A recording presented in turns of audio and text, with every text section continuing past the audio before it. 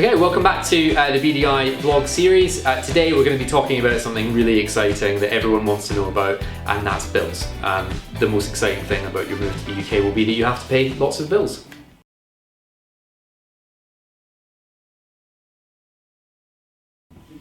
Okay, so we've been trying to think of an engaging way to talk about the bills that you're going to have to pay, and I don't think there is one. So we'll just run through the kind of 5 main bills that you'll have to bear in mind when you move to the UK, and hopefully you find that helpful. If you need to know more at the end, do get in touch. So, number 1, council tax.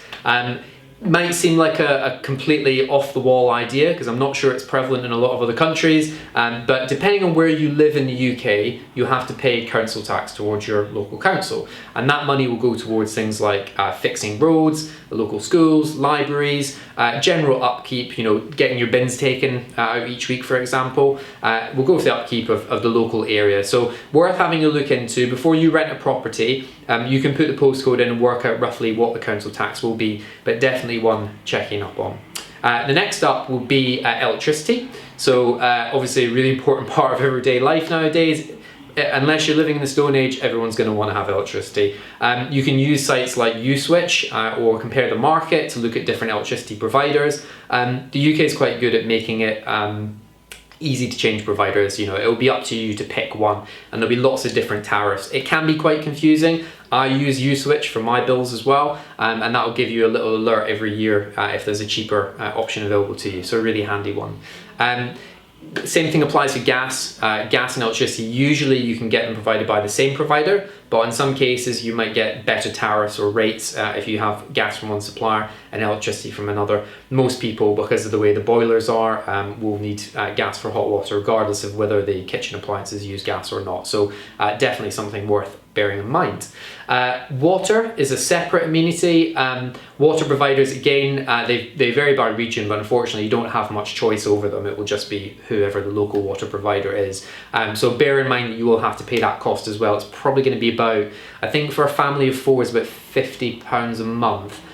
So it's worth bearing in mind that that's another cost that you're going to have outgoing. Contents insurance. Most people, when they move to the UK to begin with, are going to rent. I think in the 10 plus years I've been doing this, I haven't met many people who have bought a property straight from outside the UK, mostly because if you can't get here and see it, it's going to be very difficult.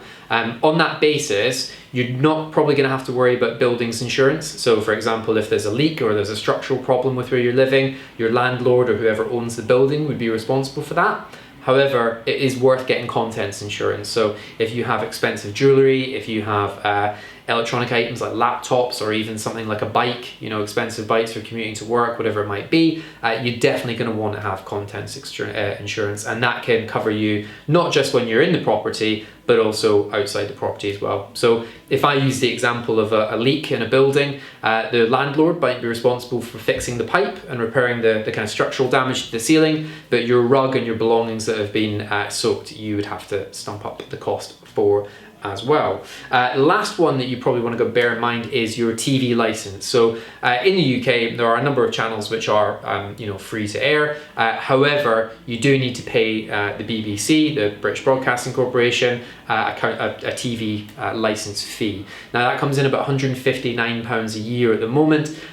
If you are streaming online or watching terrestrial TV, it doesn't matter, you still need to pay your TV license. If you're caught without one, then you're going to face a fine. So there's quite a lot on top of your rent. The ones that we've listed over today, you've got your council tax, your electricity and gas, your water, your contents insurance, and your TV license. And those are the kind of main ones that you're going to want to bear in mind. I guess on top of that, you might want to take into mind internet. That's pretty integral to people's lives these days. So when you're looking at properties, don't just look at the rental value, consider the bills that are going to build up alongside it as well, and use a postcode checker to try and get an idea of what they might be.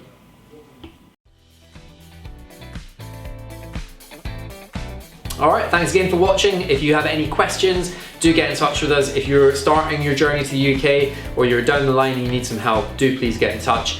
Utilise our other resources, blogs, vlogs, podcast series, and we look forward to speaking to you soon. Thank you.